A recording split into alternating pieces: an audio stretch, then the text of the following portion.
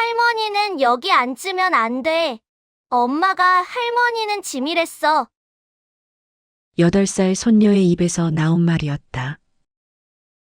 마포의 레스토랑, 손녀의 생일 파티 한복판에서 주변 테이블에서 웃음이 터져 나왔고 아들은 고개를 끄덕이며 따라 웃었다.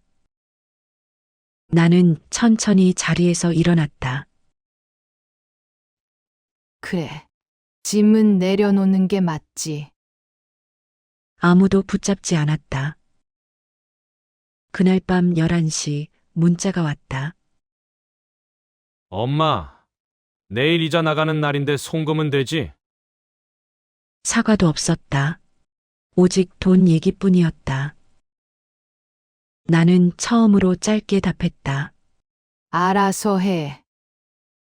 다음 날 아침부터 전화가 쏟아졌다. 엄마, 지금 이럴 때가 아니야. 그럼 그동안 너희는 뭘 했니? 코인이 거의 오를 것 같다니까. 이번 달만. 내 나이가 42이야. 상처라. 엄마가 지금 이러면 우리 다 망해. 나는 전화를 끊었다.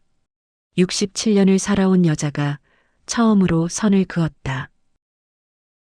그리고 며칠 뒤 충격적인 소문이 들렸다.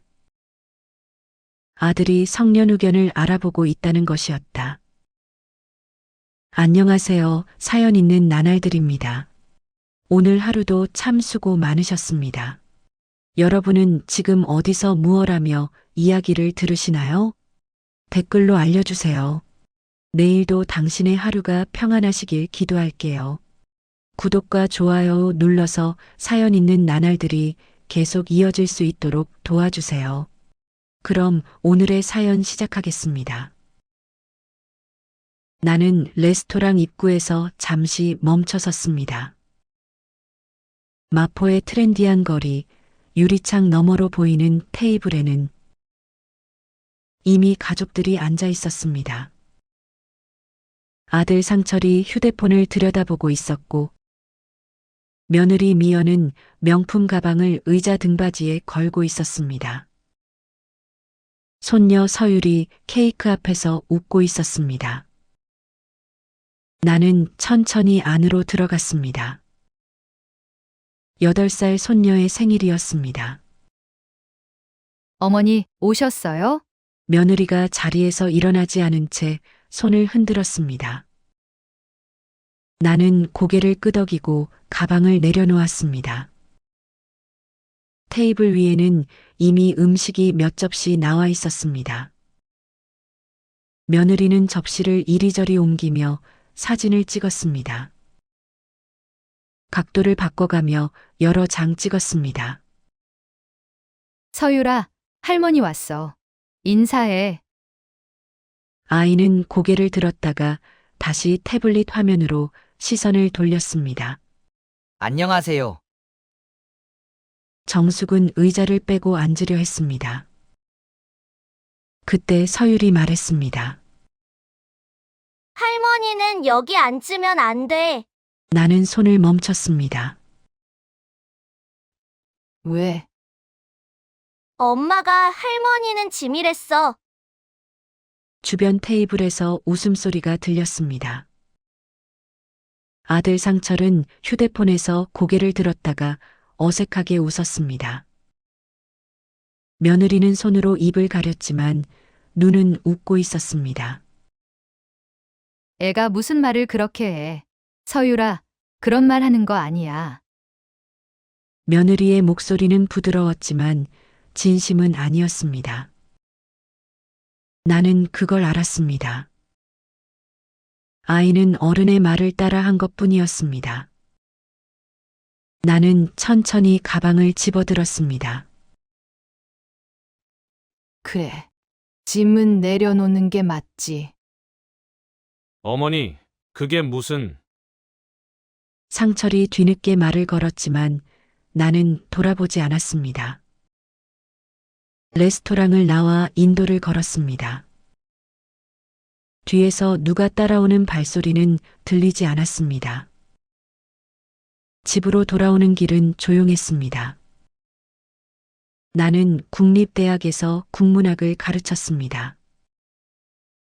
30년을 강단에 섰고 정년 퇴임 후에도 가끔 강연 요청을 받았습니다. 남편이 세상을 떠난 건 5년 전이었습니다. 갑작스러웠습니다. 아침에 신문을 보다가 그대로 쓰러졌습니다. 장례를 치르고 나서 아들 상철이 말했습니다. 엄마, 이제 혼자 사시기 힘드시죠? 저희 집으로 오세요. 나는 고개를 저었습니다. 괜찮아. 나는 여기가 편해. 아들은 더 이상 권하지 않았습니다. 대신 한 달에 한 번씩 찾아왔습니다. 처음에는 안부를 물었습니다. 차를 마시며 이런저런 이야기를 나눴습니다. 그러다 어느 순간부터 대화의 끝은 늘 같았습니다. 엄마, 요즘 사업이 좀 어려워서요. 전세 갱신하려는데 보증금이 좀 올랐어요. 이번 달만 좀 도와주시면 안 될까요? 나는 그때마다 통장을 열었습니다. 아들이 힘들다는데 어떻게 외면할 수 있겠습니까? 매달 500만 원이 나갔습니다.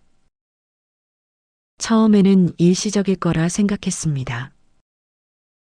하지만 1년이 지나고 2년이 지나도 상황은 나아지지 않았습니다. 나는 며느리의 SNS를 우연히 보게 되었습니다. 명품 가방 인증, 호텔 뷔페, 제주도 여행. 사진마다 해시태그가 붙어 있었습니다. 데일리룩, 럭셔리 라이프, 감사한 하루.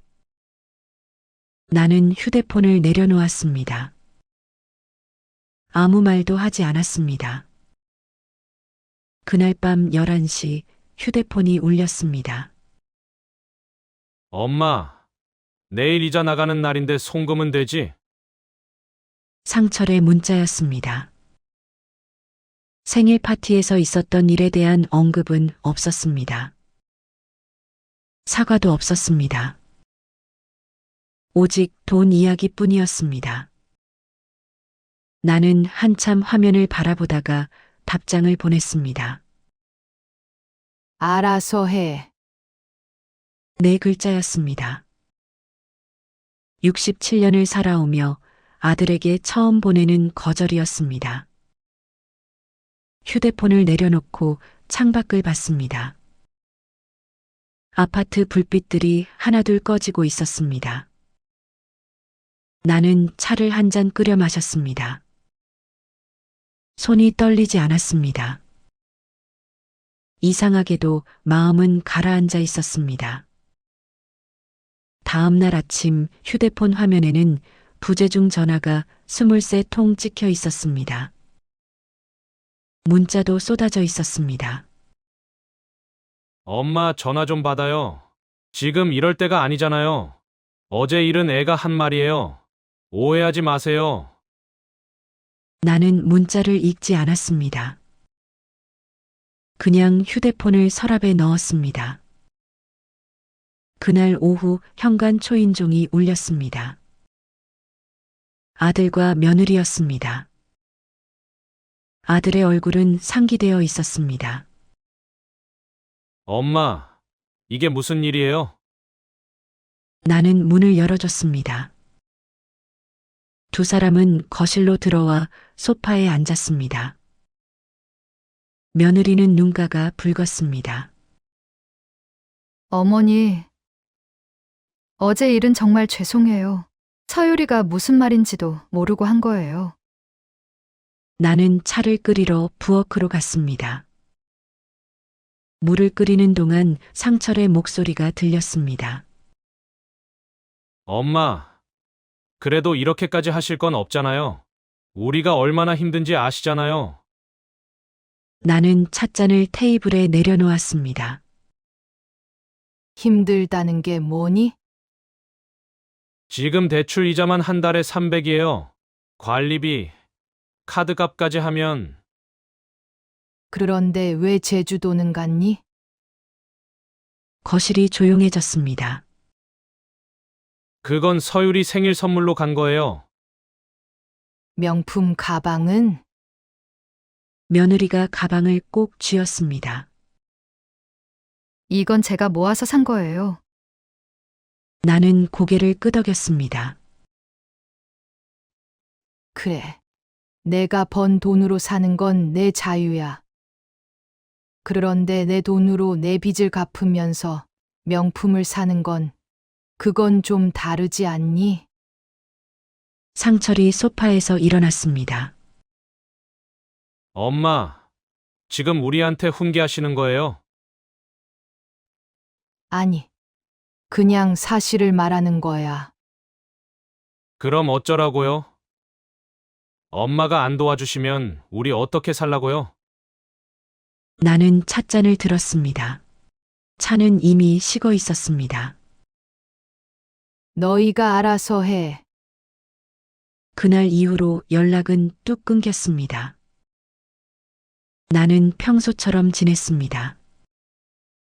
아침에 일어나 산책을 하고 책을 읽고 저녁에는 차를 마셨습니다.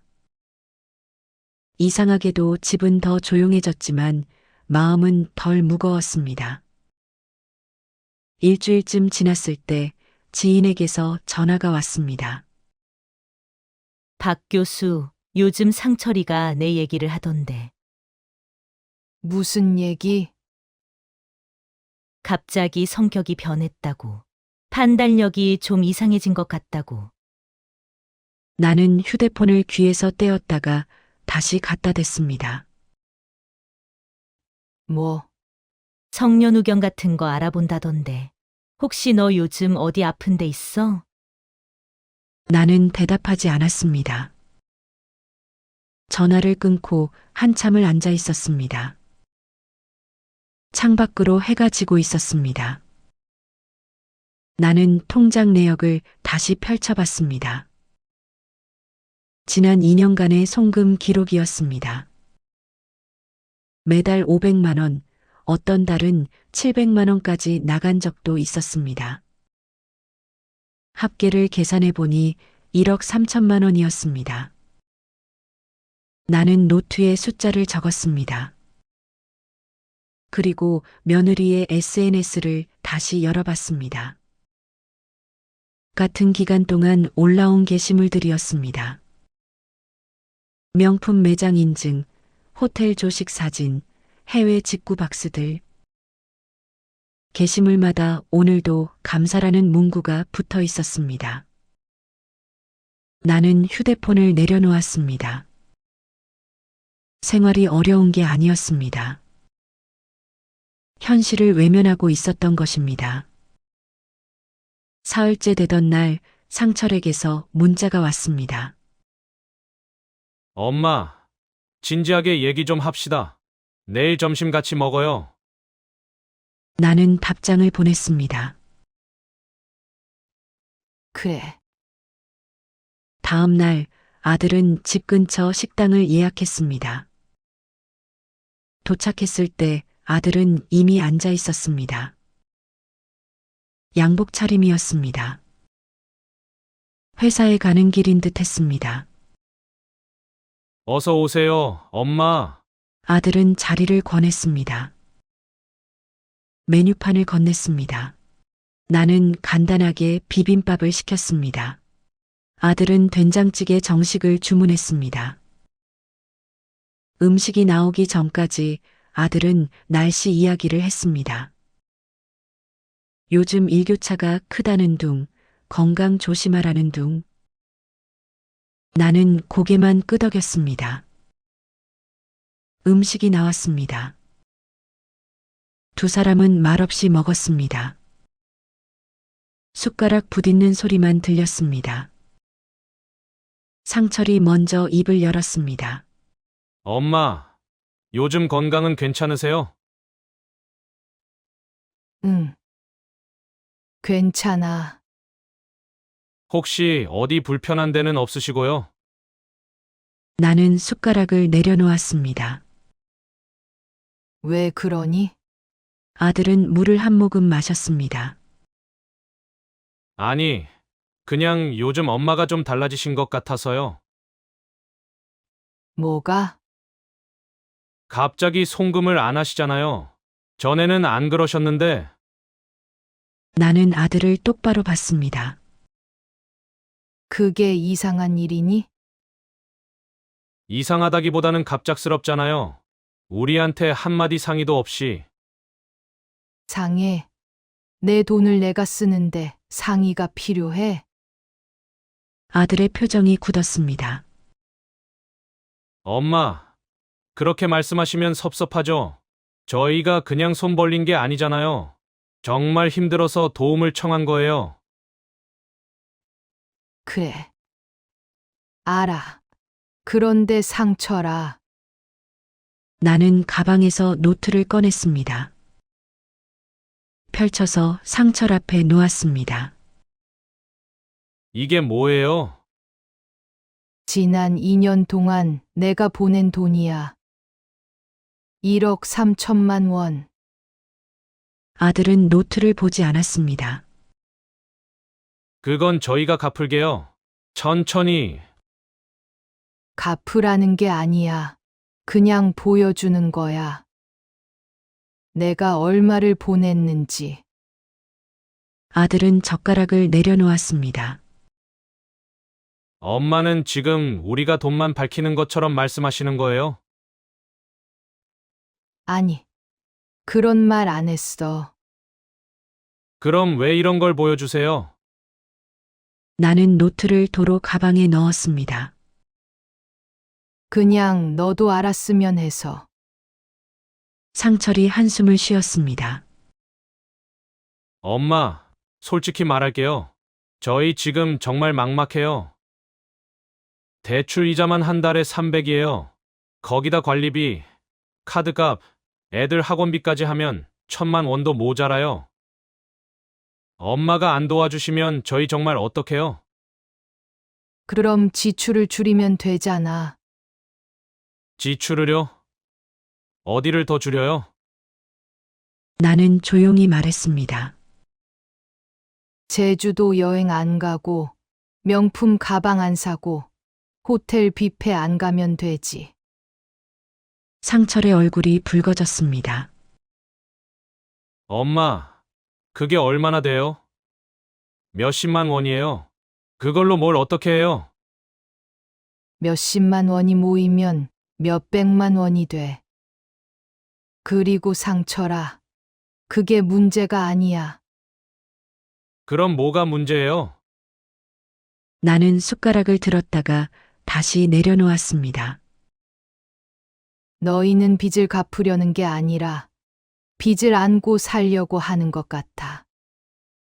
아들은 대답하지 않았습니다. 한참 후에 말했습니다. 엄마는 우리 처지를 몰라서 그래요. 요즘 이 정도 빚은 다들 있어요. 다들 있다고 해서 괜찮은 건 아니잖아. 그럼 어쩌라고요? 제가 지금 코인으로 만회하려고 하는 것도 그 때문이에요. 한 번만 터지면 다 정리할 수 있어요. 나는 아들의 얼굴을 봤습니다.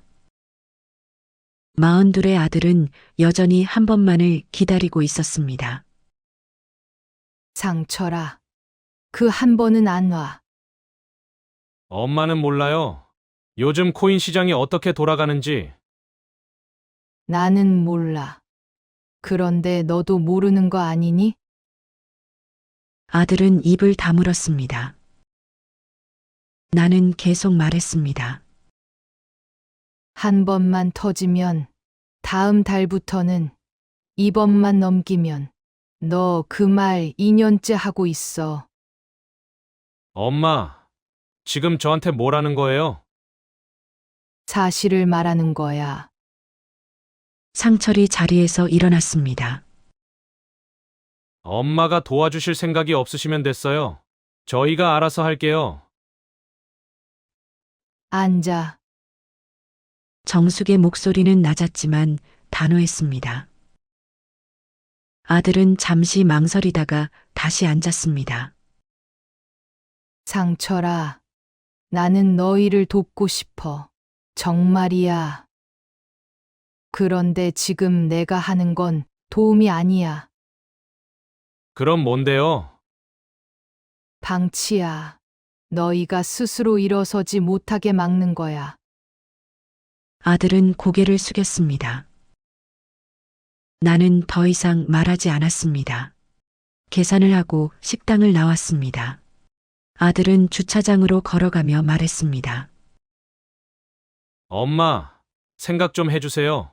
저희 정말 엄마 도움 없이는 못 버텨요. 나는 고개를 끄덕였습니다. 알겠어.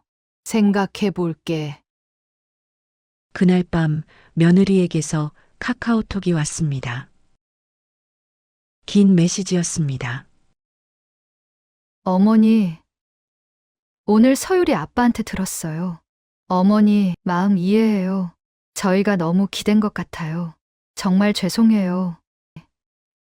그런데 어머니, 저희 정말 최선을 다하고 있어요. 서율이 학원도 끊고, 민준이 태권도도 그만뒀어요. 그런데도 빠듯해요. 이번 달만 도와주시면 다음 달부터는 정말 스스로 해볼게요. 제발 한 번만 더 기회를 주세요. 나는 메시지를 읽고 답장을 보내지 않았습니다. 대신 다시 며느리의 SNS를 열어봤습니다. 오늘 오후에 올라온 게시물이 있었습니다.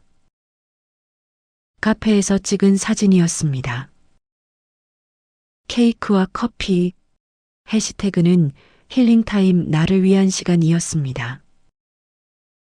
나는 휴대폰을 내려놓았습니다. 며칠 뒤 옛 동료 교수에게서 전화가 왔습니다.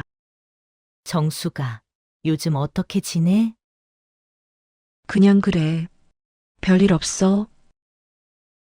나 어제 내 며느리 만났어. 백화점에서. 나는 잠시 말을 멈췄습니다. 그래? 응. 명품 매장에 있더라고. 뭐 구경하는 것 같던데. 요즘 사정이 좀 어렵다며 상철이가 그러던데. 누가 그래? 지난번에 동문회에서 상철이 만났거든. 요즘 사업이 힘들어서 어머니한테 도움받는다고 하더라고. 근데 며느리는 백화점에 있고 좀 이상하지 않아? 나는 대답하지 않았습니다. 동료가 말을 이었습니다. 정수가 내가 뭐라고 할 처지는 아니지만 너무 퍼주지는 마. 자식이라고 해도 선은 있어야지. 응. 알아. 고마워. 전화를 끊고 나는 한참을 앉아 있었습니다. 머릿속이 복잡했습니다. 다음 날 법률상담소에서 전화가 왔습니다. 박정숙 님 맞으십니까? 네, 맞습니다. 저번에 가족 간 재산 문제로 상담 신청하셨었죠? 상담을 진행하려고 전화드렸습니다. 나는 잠시 생각했습니다. 언제 가능한가요? 다음 주 화요일 오전 어떠세요? 좋습니다. 전화를 끊고 나는 창밖을 봤습니다. 아파트 단지 놀이터에서 아이들이 뛰어놀고 있었습니다. 그 중에는 손녀 서율도 있었습니다. 아이는 그네를 타며 웃고 있었습니다. 나는 그 모습을 한참 바라봤습니다. 아이는 잘못이 없었습니다. 그저 어른들이 하는 말을 따라 했을 뿐이었습니다. 손자 민준도 마찬가지였습니다. 12살 아이가 부모의 불안을 고스란히 보며 자라고 있었습니다. 나는 차를 한 잔 끓였습니다. 따뜻한 찻잔을 두 손으로 감쌌습니다. 그날 밤 지인에게서 또 전화가 왔습니다. 정수가 요즘 상철이가 내 얘기를 하던데. 무슨 얘기? 갑자기 성격이 변했다고. 판단력이 좀 이상해진 것 같다고. 나는 휴대폰을 귀에서 떼었다가 다시 갖다 댔습니다. 뭐, 성년우경 같은 거 알아본다던데. 혹시 너 요즘 어디 아픈 데 있어? 나는 한참 동안 대답하지 못했습니다. 나 멀쩡해. 그럼 됐어. 상철이 무슨 생각인지 모르겠네. 어쨌든 조심해. 요즘 그런 일 많다더라. 전화를 끊고 소파에 주저앉았습니다. 가슴이 답답했습니다. 송금을 끊었다고 어머니가 이상해졌다고 소문을 내고 다닌다는 게 믿기지 않았습니다. 손을 떨며 차를 마셨습니다. 찻잔이 흔들렸습니다. 밤은 깊어갔습니다. 나는 잠을 이루지 못하고 천장을 바라봤습니다. 아들의 얼굴이 떠올랐습니다. 어린 시절 해맑게 웃던 얼굴. 대학에 합격하고 기뻐하던 모습. 결혼식 날 긴장한 표정. 언제부터였을까요? 아들이 이렇게 변한 게, 아니, 어쩌면 내가 보지 못했던 것일지도 몰랐습니다. 나는 조용히 중얼거렸습니다. 이제는 선을 그어야겠구나. 화요일 오전 나는 상담소로 갔습니다. 법률 상담실은 2층 끝 방이었습니다. 문을 열자 50대 정도로 보이는 여자 변호사가 앉아 있었습니다. 박정숙님 맞으시죠? 앉으세요.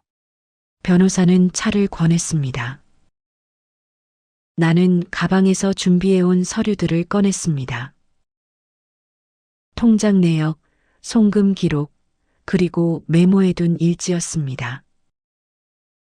어떤 일로 오셨는지 말씀해 주시겠어요?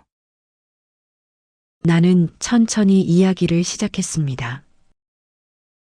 2년간의 송금, 갑자기 달라진 태도, 그리고 성년후견 이야기까지. 변호사는 묵묵히 들으며 메모했습니다. 아드님이 실제로 후견 신청을 하셨나요? 아직은 아닌 것 같아요. 그냥 알아보고 있다는 소문만 들었습니다. 변호사는 서류를 넘겨보다가 고개를 들었습니다. 어머님, 혹시 최근에 건강검진 받으신 적 있으세요? 네. 석 달 전에 받았습니다. 결과는 어떠셨어요? 정상이었어요. 다 괜찮다고 했습니다. 변호사는 고개를 끄덕였습니다. 그럼 그 검진 결과지를 꼭 보관하고 계세요. 필요하면 인지 검사도 받아두시는 게 좋겠어요. 인지 검사요? 네. 만약 아드님이 정말 후견 신청을 하시면 어머님의 판단 능력을 증명해야 하거든요. 나는 가슴이 답답해지는 걸 느꼈습니다. 제 아들이 정말 그럴까요? 변호사는 잠시 망설이다가 말했습니다. 솔직히 말씀드리면 요즘 이런 케이스가 많습니다. 부모님 재산을 관리하겠다며 후견인이 되려는 경우요. 대부분은 진심으로 부모를 걱정해서가 아니라 변호사는 말을 멈췄습니다. 나는 알았습니다. 굳이 듣지 않아도 알 수 있었습니다. 상담을 마치고 나오는 길, 정숙의 휴대폰이 울렸습니다. 상철이었습니다. 엄마, 지금 어디세요? 밖이야. 왜? 집에 좀 들러도 될까요? 애들 엄마랑 같이요. 나는 잠시 생각했습니다. 그래. 와,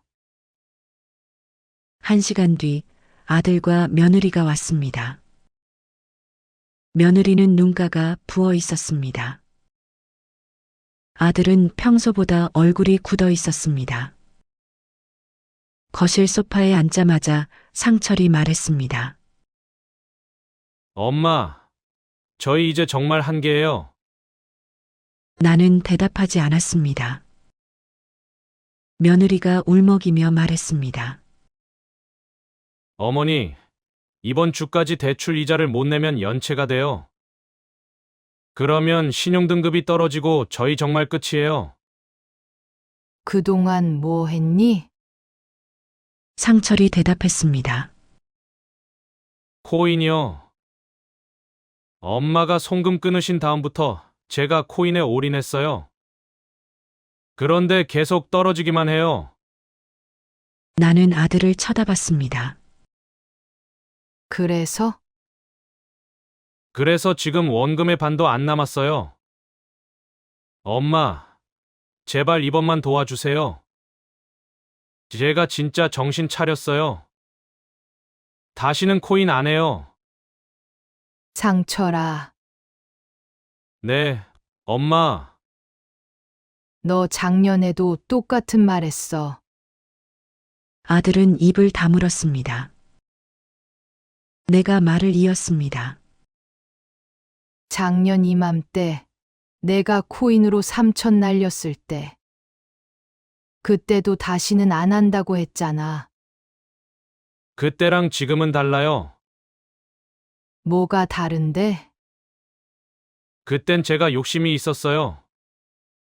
그런데 지금은 정말 살려고 하는 거예요. 나는 한숨을 쉬었습니다. 며느리가 끼어들었습니다. 어머니, 저희가 정말 반성했어요. 사치도 다 끊었어요. 이제 정말 최소한으로만 살아요. 나는 며느리 미연의 얼굴을 봤습니다. 그래서 어제 백화점에는 왜 갔니? 며느리의 얼굴이 굳었습니다. 그건 친구 선물 사러 간 거예요. 명품 매장에서? 구경만 했어요. 안 샀어요. 나는 더 이상 묻지 않았습니다. 상철이 다시 입을 열었습니다. 엄마, 제가 솔직히 말할게요. 저희 지금 엄마 도움 없이는 못 살아요. 제 월급으로는 이자도 못 갚아요. 제발 한 번만 더 도와주세요. 그래서 후견인 신청하려고? 상철의 얼굴이 창백해졌습니다. 누가 그런 소리를 했어요? 사실이니? 아들은 한참 동안 말이 없었습니다. 며느리가 상철의 팔을 잡았습니다. 어머니, 그건 오해예요. 저희가 그냥 알아본 거예요. 혹시 어머니가 나중에 연세 드시면 도움이 필요하실까봐. 미연아, 정숙의 목소리는 낮았습니다. 나한테 거짓말하지 마. 내가 지금 판단력이 없어 보이니? 며느리는 고개를 숙였습니다. 정숙이 계속 말했습니다. 너희는 내가 돈을 안 주니까 내가 이상해졌다고 생각하는 거지. 그렇지? 상철이 소파에서 일어났습니다. 엄마, 왜 이러세요? 저희가 뭘 잘못했어요? 힘들다고 도와달라는 게 잘못이에요? 잘못이 아니야. 그럼요. 그런데 상철아, 도움은 한두 번이야. 2년 동안 1억이 넘는 돈을 보냈어. 그런데도 너희 빚은 그대로야. 이게 도움이 필요한 게 아니라 뭔지 알아? 아들은 대답하지 않았습니다. 정숙이 천천히 말했습니다. 이건 의존이야. 너희는 스스로 살 생각이 없어. 엄마가 우릴 포기하시는 거예요? 포기가 아니야. 선을 긋는 거야. 상철의 눈이 붉어졌습니다.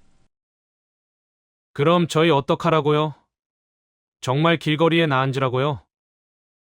나는 대답하지 않았습니다. 그저 조용히 상철을 바라봤습니다.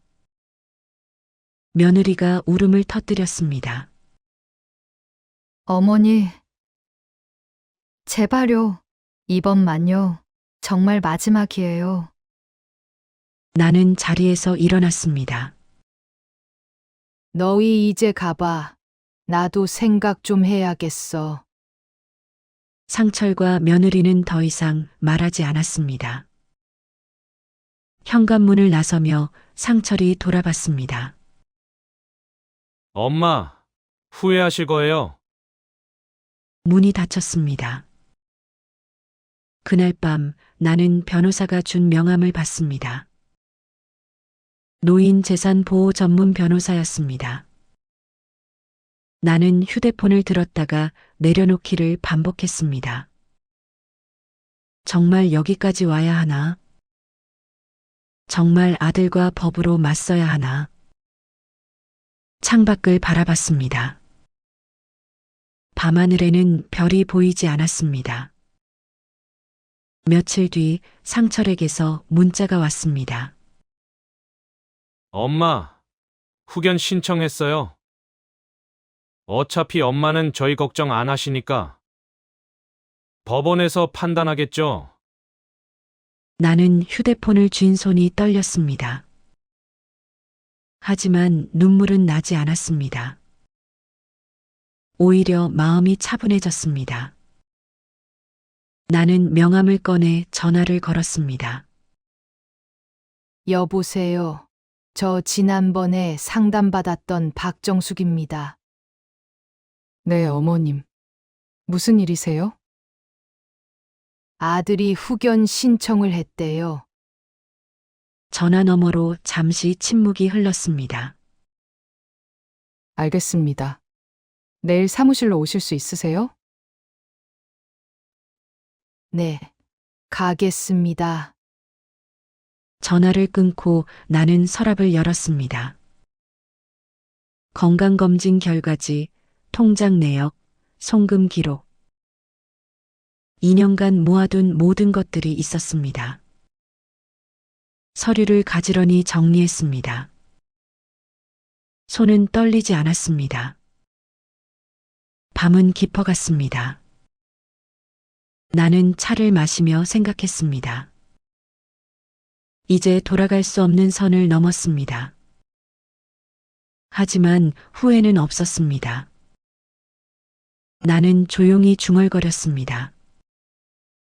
이제 끝을 보자. 변호사 사무실은 조용했습니다. 나는 준비한 서류를 책상 위에 펼쳐놓았습니다.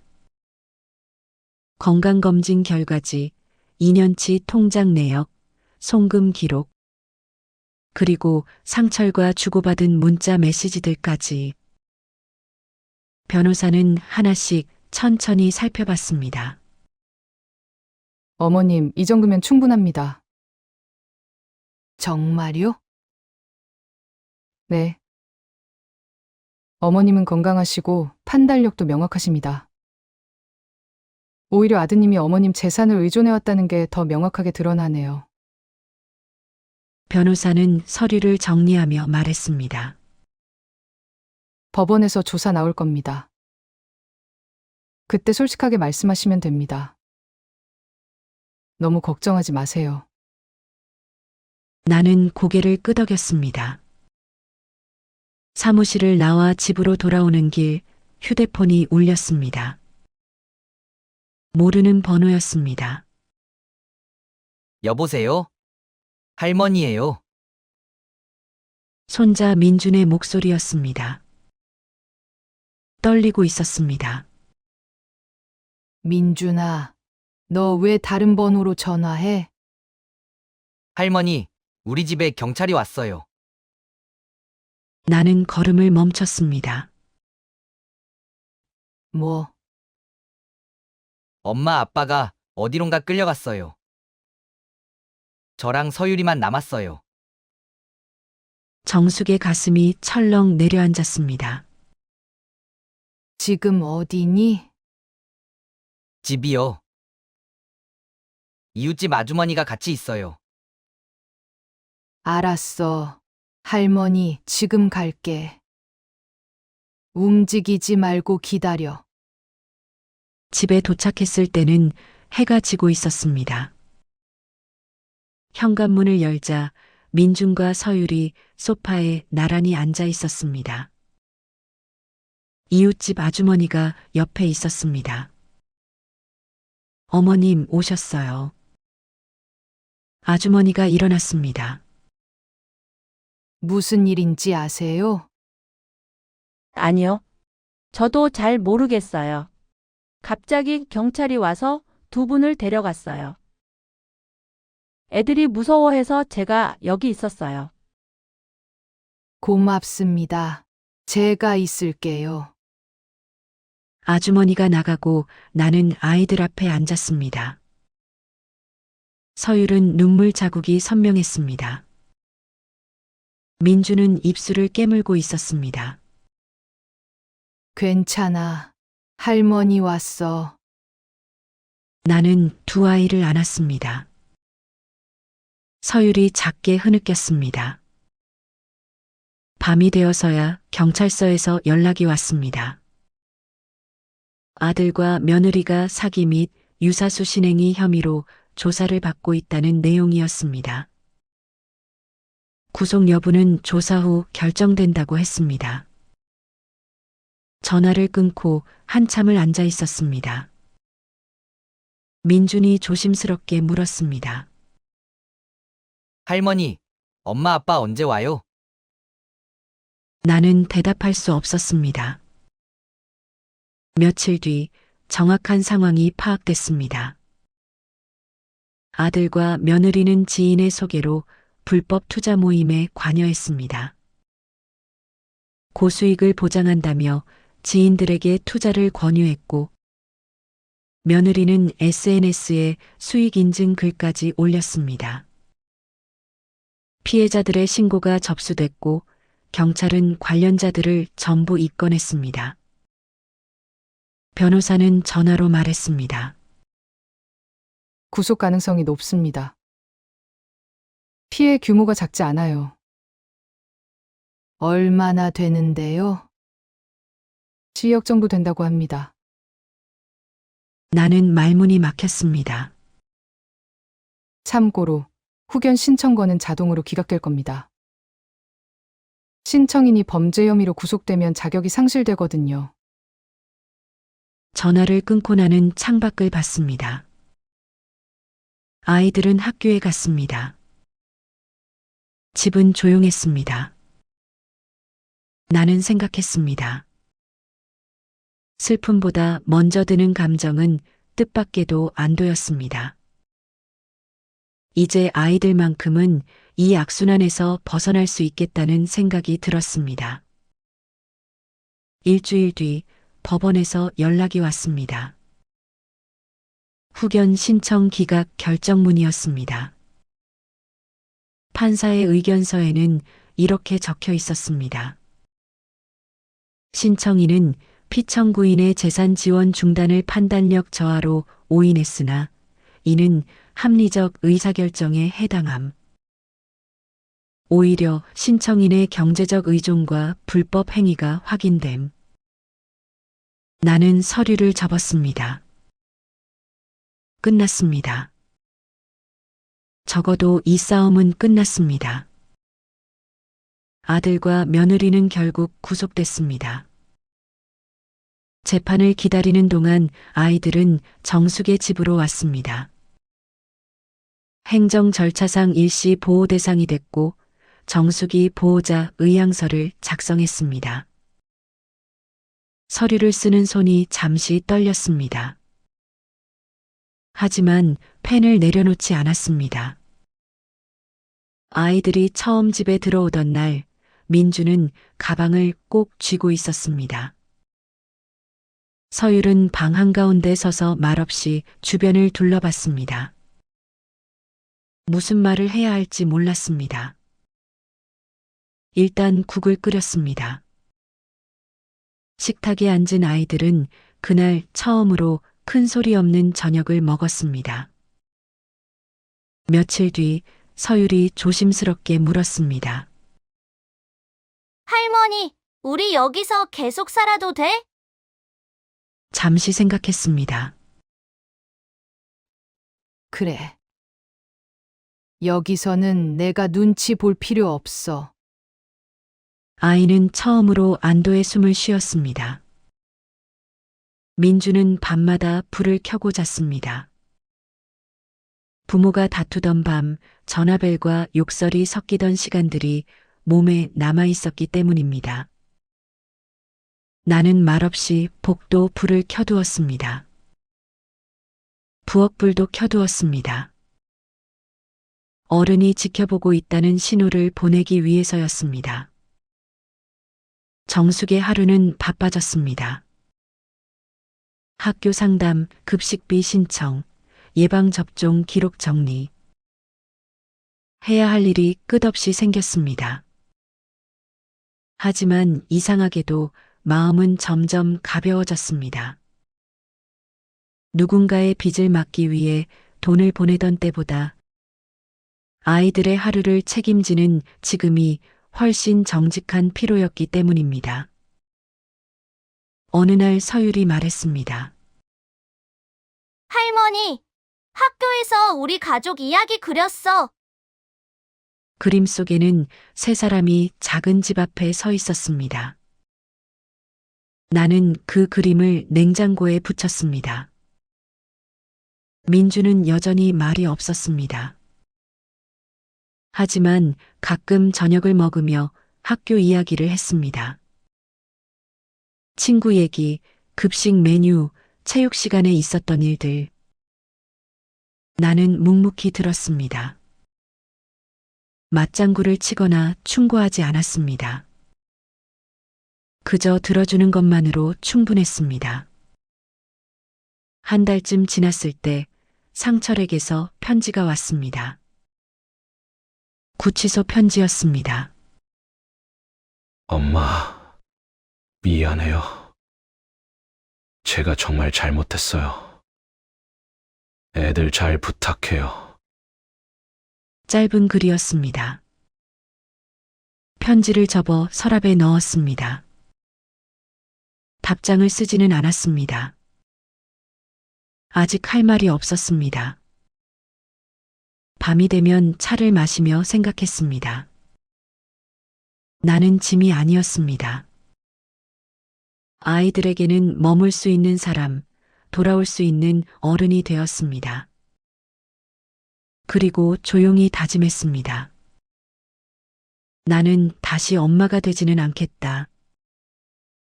나는 이 아이들의 어른으로 남겠다. 고요한 창밖을 바라봤습니다. 겨울이 가고 봄이 오고 있었습니다. 봄이 왔습니다. 아파트 단지에 개나리가 피었습니다. 나는 창문을 열어 바람을 들였습니다. 겨울 내내 닫혀있던 집에 공기가 흘렀습니다. 민준과 서율이 학교에 간 사이 집안을 정리했습니다. 아이들 옷을 개고 책상을 닦고 냉장고를 정리했습니다. 평범한 일상이었습니다. 하지만 이 평범함이 정숙에게는 새로웠습니다. 지난 3개월 많은 것을 배웠습니다. 12살 민주는 아침마다 정확히 7시에 일어났습니다. 알람을 맞춰놓지 않아도 스스로 일어났습니다. 하지만 씻는 데는 시간이 오래 걸렸습니다. 나는 재촉하지 않았습니다. 아이에게는 아이만의 속도가 있다는 걸 알았습니다. 8살 서율은 밥을 천천히 먹었습니다. 한 숟가락 먹고 창밖을 보고 다시 한 숟가락 먹었습니다. 예전 같으면 빨리 먹으라고 했을 것입니다. 하지만 지금은 그냥 기다렸습니다. 아이들은 천천히 변했습니다. 민주는 밤에 불을 끄고 자기 시작했습니다.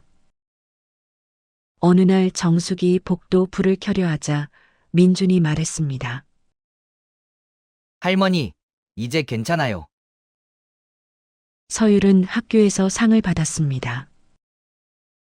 그림 대회에서였습니다. 그림 속에는 할머니와 오빠와 자신이 손을 잡고 있었습니다. 나는 그 상장을 액자에 넣어 거실에 걸었습니다. 상철의 재판이 있던 날 나는 법정에 갔습니다. 방청석에 앉아 아들을 봤습니다. 아들은 수의를 입고 있었습니다. 많이 야윈 것 같았습니다. 재판은 길지 않았습니다. 검사가 구형을 했고 변호인이 선처를 호소했습니다. 피해자들의 진술도 있었습니다. 판사가 말했습니다. 피고인은 경제적 어려움을 핑계로 타인을 기망했습니다.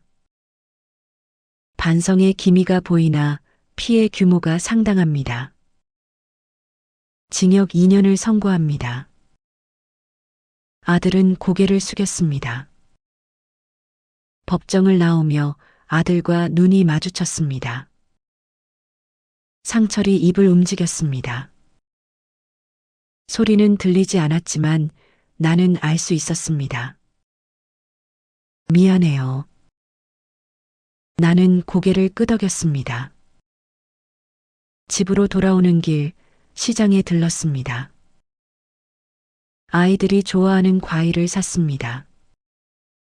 민주는 사과를, 서율은 딸기를 좋아했습니다. 집에 도착하니 아이들이 먼저 와 있었습니다. 민준이 현관문을 열어줬습니다. 할머니, 다녀오셨어요? 응. 과일 샀어. 서율이 부엌으로 달려왔습니다. 딸기요? 그래. 씻어서 먹어. 저녁을 준비하는 동안 아이들은 거실에서 숙제를 했습니다. 가끔 고개를 들어 아이들을 봤습니다. 민주는 수학 문제를 풀고 있었고 서율은 한글 쓰기 연습을 하고 있었습니다. 평범한 오후였습니다. 저녁을 먹으며 민준이 물었습니다. 할머니, 오늘 어디 갔다 오셨어요? 나는 잠시 생각했습니다. 응. 볼 일이 있었어. 아빠 보러 가신 거예요? 나는 숟가락을 내려놓았습니다. 어떻게 알았니? 그냥요. 할머니 표정이 좀 그래 보여서요. 나는 민준이를 바라봤습니다. 12살 아이는 이제 어른의 표정을 읽을 줄 알았습니다. 아빠 언제 나와요? 한참 있어야 해. 민주는 고개를 끄덕였습니다. 더 이상 묻지 않았습니다. 서율이 조심스럽게 물었습니다. 할머니, 아빠 나오면 우리 어떻게 돼요? 걱정되는 듯한 서율이를 바라봤습니다. 어떻게 되긴. 그땐 또 그때 생각하지. 우리 여기서 계속 살 수 있어요? 너희가 원하면. 서율이는 안도의 표정을 지었습니다. 밤이 되어 아이들이 잠든 후 거실에 앉았습니다. 차를 마시며 창밖을 봤습니다. 아파트 불빛들이 하나둘 켜지고 있었습니다. 지난 일들이 스쳐 지나갔습니다. 손녀의 생일 파티, 짐이라는 말, 끊긴 송금, 후견 신청, 아들의 구속. 그리고 지금 함께 사는 아이들. 나는 생각했습니다. 자신이 짐을 내려놓았을 때 비로소 무언가를 제대로 들 수 있게 되었다는 것을. 아들의 빚을 떠안는 대신 아이들의 손을 잡았습니다. 돈으로 책임을 다하는 대신 시간으로 함께했습니다. 이것이 더 나은 선택이었는지는 아직 모릅니다. 하지만 후회는 없었습니다. 주말 아이들과 함께 공원에 갔습니다. 민주는 자전거를 탔고 서율은 그네를 탔습니다. 나는 벤치에 앉아 아이들을 봤습니다. 서율이 그네에서 내려와 달려왔습니다. 할머니, 같이 산책해요. 그래. 가자. 세 사람은 공원을 천천히 걸었습니다. 민준이 앞서가고 서율이 정숙의 손을 잡았습니다. 할머니, 응, 할머니는 우리랑 사는 거 힘들지 않아요? 나는 서율을 내려다봤습니다. 왜 그런 생각을 하니? 엄마가 그랬거든요. 할머니가 짐이라고. 그럼 우리도 짐인가 해서요. 나는 걸음을 멈췄습니다. 무릎을 굽혀 서율과 눈을 맞췄습니다. 서유라, 잘 들어. 사람은 짐이 아니야. 그럼요. 가족이지. 서율은 정숙을 봤습니다. 눈이 반짝였습니다. 그럼 할머니도 우리 가족이에요? 그럼. 우리 가족이지. 서율이 정숙을 안았습니다. 작은 몸이 따뜻했습니다. 민준이 뒤돌아보며 말했습니다. 할머니, 빨리 와요. 아이스크림 사러 가요. 나는 일어나 아이들을 따라갔습니다. 그날 밤 일기를 썼습니다. 오랜만이었습니다. 오늘 아이들과 공원에 갔다. 서유리가 내 손을 잡았다. 민준이가 처음으로 웃으며 달렸다. 나는 짐이 아니었다. 이 아이들에게 나는 집이었다. 펜을 내려놓았습니다. 창밖으로 봄바람이 불어왔습니다. 커튼이 흔들렸습니다. 나는 조용히 중얼거렸습니다. 이제 괜찮아. 복도에서 민준이 화장실에 가는 소리가 들렸습니다. 서율이 뒤척이는 소리도 들렸습니다. 나는 불을 끄고 자리에 누웠습니다. 다시 봄이 왔습니다. 민주는 중학생이 되었습니다. 교복을 입은 모습이 어른스러웠습니다.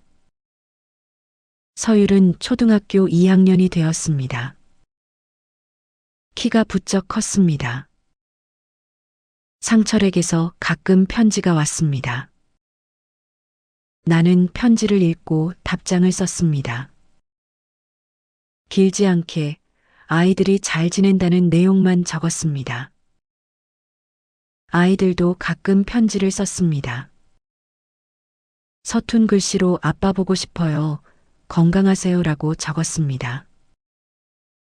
그 편지들을 모아 아들에게 보냈습니다. 어느 날 저녁 서유리가 물었습니다. 할머니, 우리 아빠 나오면 어떻게 돼요? 그땐 또 생각하자. 지금은 우리 셋이서 잘 살면 돼. 민준이 말했습니다. 저는 할머니랑 계속 살고 싶어요. 서율도 고개를 끄덕였습니다. 저도요. 나는 아이들을 봤습니다. 눈가가 뜨거워졌습니다. 그래. 우리 계속 같이 살자. 그날 밤 오랜만에 남편 사진을 꺼내봤습니다. 액자 속 남편은 웃고 있었습니다. 나는 조용히 말했습니다. 여보, 나 이제 괜찮아. 우리 잘 살고 있어. 사진을 도로 제자리에 놓고 침대에 누웠습니다. 오랜만에 편안한 잠이 왔습니다. 짐을 내려놓았을 때 비로소 집이 되었습니다. 누군가를 떠받치는 대신 함께 서는 법을 배웠습니다. 나는 더 이상 누군가의 엄마가 아니었습니다. 이제 나는 아이들의 어른이었습니다. 그리고 그것으로 충분했습니다. 창밖으로 여름해가 떠올랐습니다. 새로운 하루가 시작되었습니다. 나는 일어나 커튼을 열었습니다. 따뜻한 빛이 가득 들어왔습니다. 가족이라는 이름으로 짐이 되어버린 적은 없으신가요? 혹은 누군가를 짐처럼 여긴 적은 없으신가요? 정숙은 짐을 내려놓았을 때 비로소 자유로워졌습니다. 그리고 그 자리에 진짜 가족이 들어왔습니다. 때로는 사랑한다는 이유로 놓아주지 못하는 것들이 있습니다. 하지만 진짜 사랑은 놓아줄 줄 아는 용기에서 시작되는지도 모릅니다. 당신의 삶에서 내려놓아야 할 짐은 무엇인가요? 그리고 당신이 진짜 지켜야 할 것은 무엇인가요? 오늘 이야기가 당신의 선택에 작은 힌트가 되었기를 바랍니다. 지금까지 짐이라는 말이 떨어진 밤이었습니다. 오늘 이야기가 마음에 남으셨다면 구독과 좋아요로 다음 사연도 함께 해주세요. 이야기 제작에 큰 힘이 됩니다. 긴 이야기 들어주셔서 정말 고맙습니다. 또 만나요.